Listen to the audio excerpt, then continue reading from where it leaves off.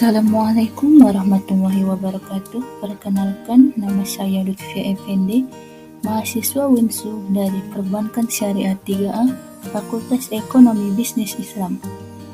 Di sini saya ingin memaparkan sedikit materi tentang pasar modal demi memenuhi tugas oprek KSPM Golden Winsu 2021. Apa sih pasar modal itu?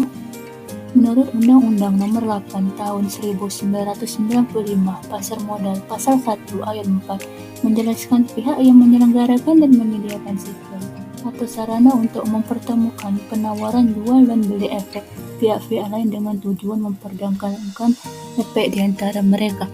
Jadi secara sederhana, pasar modal adalah tempat bertemunya para penjual dan pembeli untuk melakukan transaksi dalam memperoleh modal. Fungsi pasar modal.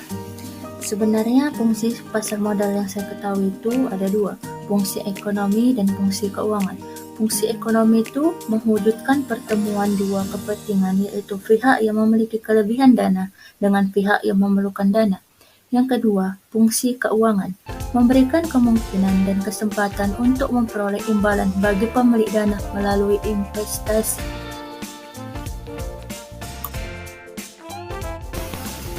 Apa saja sih instrumen pasar modal? Instrumen pasar modal pertama itu adalah saham. Saham itu adalah surat berharga yang menandakan surat kepemilikan di sebuah perusahaan. Misalnya, saya membeli saham di perusahaan X sebesar 20%. Jadi, saya memiliki 20% hak di perusahaan tersebut. Kedua itu adalah obligasi.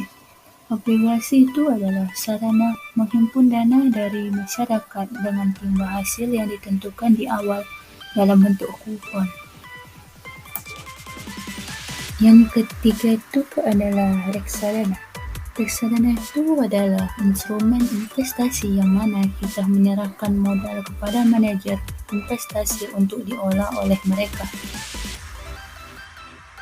Yang keempat adalah Exchange Traded Fund atau ETF. ETF ini adalah reksadana yang berbentuk kontrak investasi kolektif yang unik penyertaannya di bursa efek. Yang kelima adalah derivatif. Derivatif ini adalah kontrak atau perjanjian yang nilai atau peluang keuntungannya terkait kinerja aspek lain. Selanjutnya adalah struktur pasar modal.